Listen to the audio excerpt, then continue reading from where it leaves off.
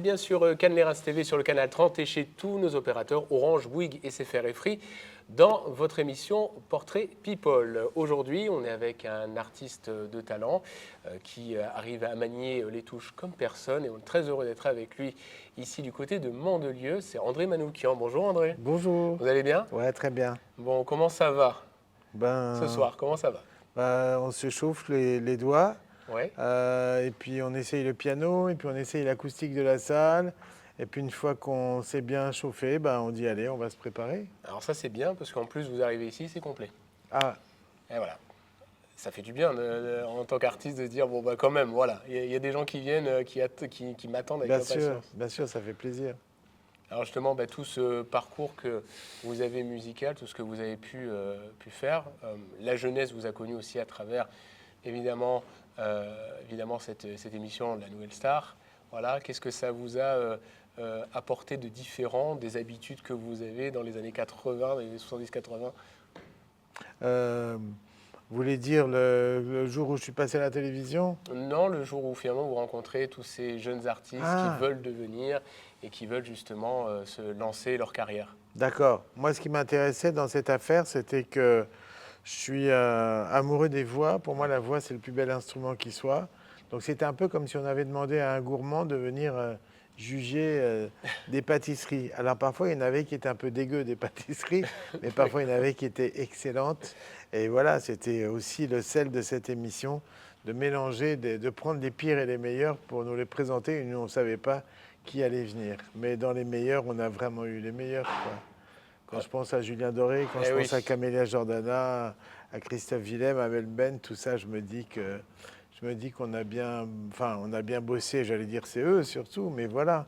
Et puis ce qui est intéressant quand vous êtes musicien, compositeur, c'est de vous frotter un petit peu à, j'allais dire, aux tendances, voir comment les mômes, enfin, si quand vous êtes jeune et que vous travaillez dans la musique, vous vous restituez l'air du temps. C'est automatique, vous êtes dedans.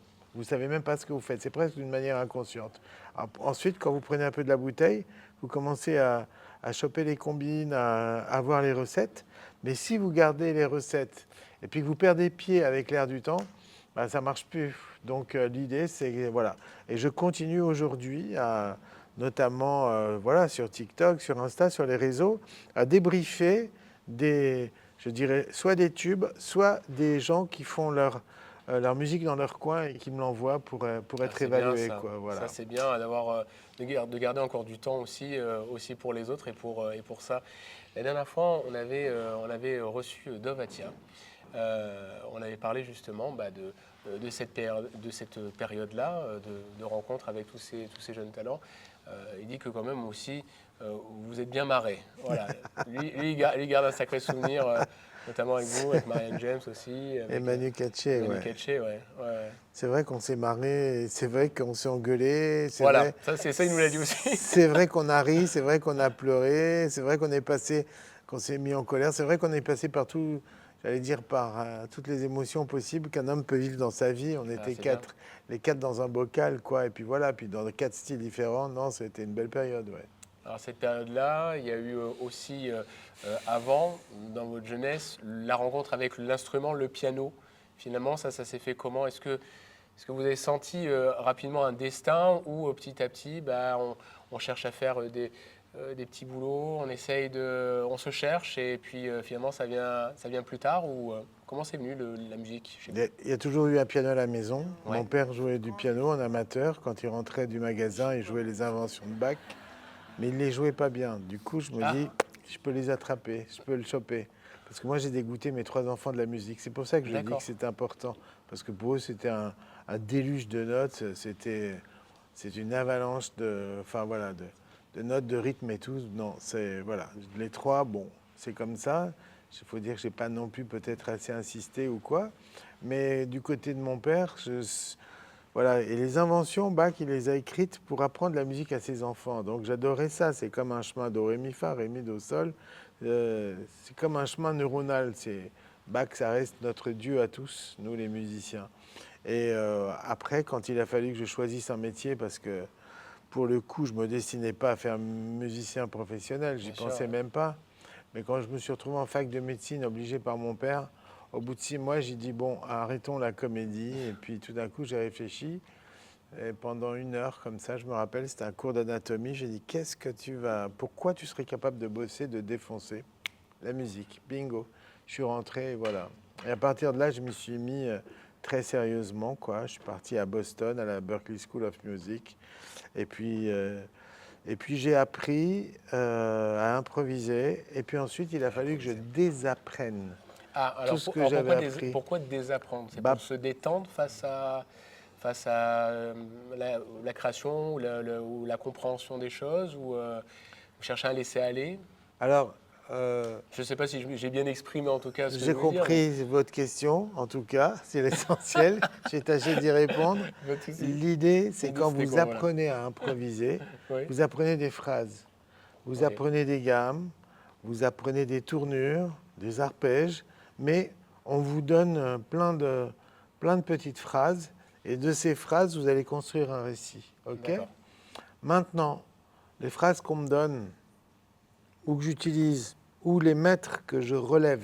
Relever, ça veut dire vous prenez le solo d'un pianiste que vous aimez beaucoup, admettons Oscar Peterson, Bill Evans, Bud Powell, Ok, puis vous le travaillez. ok. Puis après, vous essayez de l'intégrer. Puis après, vous essayez de ressortir ces phrases-là. Mais ce n'est pas les vôtres, c'est les phrases de quelqu'un d'autre. Donc c'est pour ça qu'au bout d'un moment, déjà c'est un boulot phénoménal de les acquérir, de bosser tout ça. Parce que je vous ai parlé de 3 pianistes qui n'ont rien à voir les uns avec les autres. C'est 3 Oui, styles oui, oui. différents, c'est 3 mondes. Donc du coup, en général, vous choisissez le vôtre. C'est, j'allais dire, votre maître, votre pianiste. Puis une fois que vous l'approchez, la règle, c'est qu'il faut le tuer pour vous exprimer vous. Et ça, c'est pas évident. Et moi, j'ai pu m'exprimer moi le jour où, parce que quand je suis revenu de Boston, tout le monde me disait waouh, tu joues super bien, mais tu joues beaucoup des gammes quand même. Je me rappelle que cette réflexion m'avait un peu titillé. Mhm. Et ce qui m'a fait sortir de ces schémas qu'on apprend, on appelle ça des patterns, c'est vraiment des formules, quoi. Eh ben, c'est la rencontre avec le chant. Là, quand vous composez pour un chanteur ou une chanteuse, vous êtes obligé de sortir des mélodies, quoi. Et ces mélodies, il faut qu'elles vous fassent vibrer pour qu'elles fassent vibrer le chanteur et qu'elles fassent vibrer le public. Et pour le coup, après, il n'y a plus de règles. Donc c'est pour ça que, après, quand on compose, il faut oublier tout ce qu'on a appris. Et c'est évidemment que ça va revenir, mais ça va revenir une fois que vous l'aurez digéré, quoi. Alors plus on travaille et plus après on doit justement se séparer de tout ça Si, inconsciemment peut-être. pour peu que vous ayez envie de vous exprimer vous, Ouais. c'est-à-dire d'être compositeur. Après tout, il y a des musiciens qui sont d'excellents interprètes, ou même en jazz d'excellents improvisateurs, et qui jouent les compos des autres, quoi, vous voyez? Ouais. Puisque le principe de l'impro, c'est d'improviser sur un thème. Il y a des grands jazzman qui ne jouent que des standards sans arrêt. Keith Jarrett, je veux dire, ça fait 30 ans qu'il nous fait plus que je dirais, des standards de jazz, quoi. Et c'est sa manière à lui j'allais dire, d'assimiler le répertoire et de nous le servir. Moi, la première chose qui m'a déclenché, c'est la rencontre avec le chant. D'accord. Et puis des années plus tard, la rencontre avec la musique arménienne de mes grands-parents, complètement par hasard. Et du coup, ça m'a donné des nouvelles gammes, des nouvelles textures, des nouveaux rythmes. Et je me suis dit, pour une fois que mes ancêtres m'amènent autre chose que des névroses, je vais en profiter. Et j'ai mélangé ça à mon jazz. Et aujourd'hui, je crois que c'est ce qui fait mon style pour peu que j'ai un style. Alors pour vous, quelle est la plus belle voix française qui vous touche parce que des voix vous en avez entendu La plus belle voix française qui me touche, aujourd'hui. aujourd'hui, Ouais, aujourd'hui. française, c'est Zao de Sagazan. Ouais. Elle a un truc. Je sais que Camilla Jordana aussi, vous avez. Ah oui, oui, Eh oui, ouais. mais je veux dire, voilà, C'est un peu Camélia, plus. c'est il y a une quinzaine d'années, si Tout vous à fait. voulez, mais voilà, bien sûr.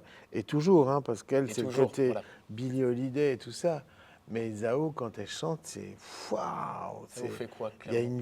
il y a une vibration. Bah, vous êtes comme ça à côté d'elle, quoi. Vous êtes complètement, euh, je veux dire, elle vous fait vibrer, voilà. C'est ça. Un chanteur, il doit faire vibrer ses cordes vocales. Ensuite, ça fait vibrer l'air, et ensuite, nous, on doit vibrer. Il y a c'est du boulot.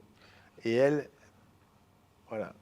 Alors vous êtes un habitué justement d'émissions télé aussi, évidemment celle qui permet de connaître même mieux les chansons voilà, de grands artistes. En plus, peu importe les univers, vous nous avez raconté beaucoup de choses à travers une émission où vous êtes au piano, où justement vous racontez un petit peu les détails. Quelle est l'histoire qui pour vous est la plus farfelue peut-être que vous ayez racontée, que vous ayez découvert grâce à cette émission-là? Vous parlez de la vie secrète des La vie chansons. secrète des chansons. Alors l'histoire qui me fait le plus rire, la Ouais. plus farfelue, c'est Michel Sardou, Delanoë, son parolier, Ok. et Monsieur Maïway, Jacques Revaux, son compositeur. Ils viennent de finir un album. Sardou, il dit, il manque une chanson. Ce week-end, on va en Normandie et il faut qu'on fasse une chanson, mais comme ça. Bon, ils s'en vont tous les trois. Et juste en partant, Jacques Revaux, le compositeur, dit, regardez, je viens d'acheter un nouveau synthétiseur. Il fait des violons extraordinaires. Et à l'époque, c'était rare, quoi. Ça n'existait pas. Et c'est vrai qu'il achète un des premiers claviers qui commence à imiter correctement les violons. Alors il est tellement fier, il leur dit, ah, voilà, ils arrivent en Normandie, il sort le synthé, sauf qu'il y a eu un choc. Ah. Quand il branche le synthétiseur, c'est pas un son de violon qu'il y a, c'est un son tout pourri. Et Sardou éclate de rire, il dit, mais ton violon, il ressemble à une cornemuse. D'accord. Ils se ok. marrent tous et tout d'un coup, il dit, bah tiens, t'as qu'à me faire une chanson sur l'Écosse. Putain, Delanoë qui va dans la petite ville de Normandie où ils sont, il va au bureau de tabac, chez le libraire. Vous avez des guides sur l'Écosse? Non, mais j'ai des guides sur l'Irlande, si vous voulez. Du coup, il achète le guide sur l'Irlande. Et là, ils vont nous faire le Connemara. C'est fou quand même. C'est rigolo, non? Ah ouais, non, Tout ça carrément. parce qu'un synthé a pris un pet, quoi. Carrément. Bah voilà, des histoires comme ça, en plus, vous en avez plein. Plein. Quelle est l'histoire, vous, comment dire, qui vous ressemble le plus? Allez, si on devait choisir une chanson qui vous ressemble, ça serait laquelle? Une chanson qui me ressemble. Ouais, parce qu'avec tout ce que vous avez Bah, écouté, entendu. On va dire la chanson que j'aime le plus, et justement, elle dit c'est une chanson qui nous ressemble. Voilà, toi qui m'aimais, moi qui m'aimais. C'est Les Feuilles Mortes, qui a à la base été chantée par Yves Montand, qui n'a pas marché.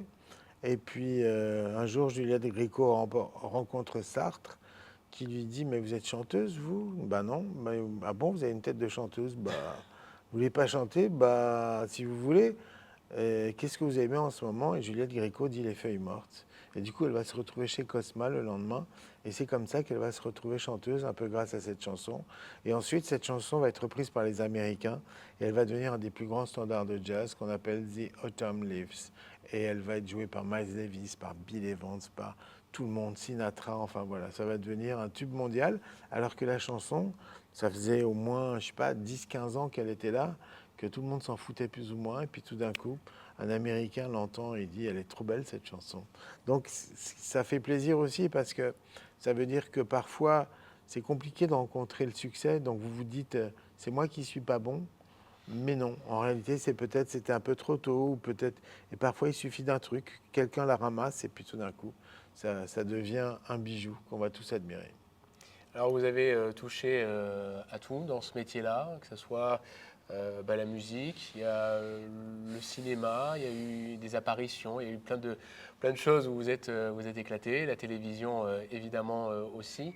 Est-ce qu'il vous manque quelque chose aujourd'hui que vous n'avez pas encore accompli, que vous aimeriez justement faire et montrer au public et nous montrer à tous?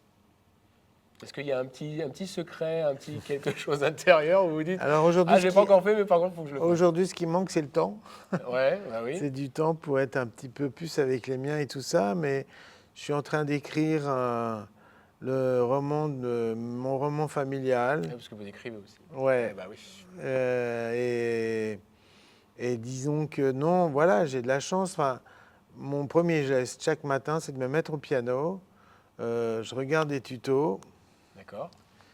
Et ça me donne du boulot, parfois pendant 3 mois. Vous voyez, ce matin, je me suis levé et j'ai chopé cette phrase. Et là, je fais pétard. Là, il va falloir que... Là, j'ai du boulot pour 3 mois. Je vous la fais écouter. Allez-y.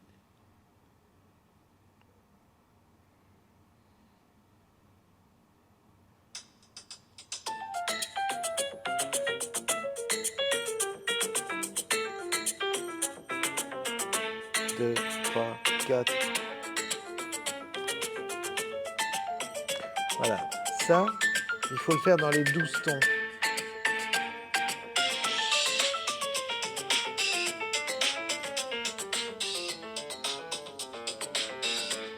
Ça, on sent que vous prenez plaisir même à À réécouter avec l'écouter, nous. bah ouais, parce bien que tout sûr. d'un coup, voilà, c'est ça, c'est l'exemple dont je vous parlais. En plus, c'est sur le mode arabo-andalou que j'affectionne tout particulièrement. Donc là, vous avez entendu toutes ces phrases, il faut les jouer, il faut les apprendre par cœur, mais après, il faut les jouer dans les 12 tonalités.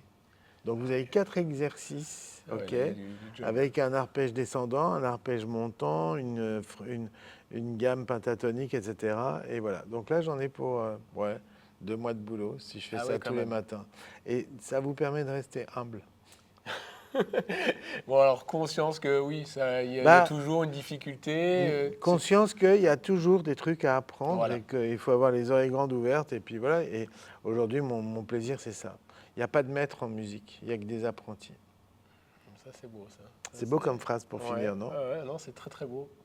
Est-ce que, justement, votre spectacle, pour terminer là-dessus, votre spectacle se compose avec plusieurs parties.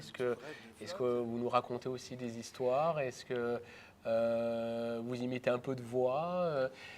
Comment ça se passe un spectacle-concert, je dirais, de André Manoukian? Alors là, ce soir, je vais jouer Les Notes qui s'aiment, c'est-à-dire Ouais. c'est mon seul en scène où je propose une histoire de la musique comme on l'a jamais entendue, à travers mon parcours, d'un gamin qui veut improviser, qui n'arrive pas parce qu'il a fait du classique, d'un gamin qui découvre que pourtant tous les classiques savaient improviser. Et du coup, je vais chercher et j'illustre le fait qu'il savait improviser en retraçant l'épisode de Jean-Sébastien Bach. Le roi Frédéric II lui donne un thème complètement pourri. Lui, il le prend et il l'éclate en impro.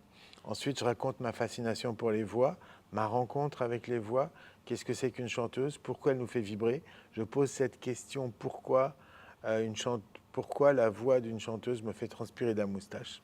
C'est un mystère, j'aimerais bien D'accord, répondre. ok. J'ai 2-3 Trois idées, solutions, mais ouais. je ne suis pas sûr. Et puis voilà, et je termine en évoquant la musique en Orient, qui est à la base la matrice de la musique occidentale. Alors, dernière Alors il y a de question. l'humour, Allez-y, allez-y. il y a de l'humour, il y a il y a un peu il y a une invitation au voyage, et puis voilà, ça fait rire, ça fait pleurer, on apprend, et puis on a l'impression, quoi, enfin c'est ce que les gens me disent, qu'ils ont voyagé, et puis ils me disent souvent, si on vous avait eu comme prof de musique, peut-être qu'on aurait continué. Je pense aussi. Dernière question, l'IA par rapport à la musique, est-ce que c'est quelque chose qui vous impressionne, qui vous fait peur, qui peut-être est un moyen en plus? Est-ce que vous avez pris quelques instants dessus ou pas? Oui, J'imagine oui. que oui. Hein, mais Il faut que les musiciens la maîtrisent voilà. pour pas qu'elle nous maîtrise.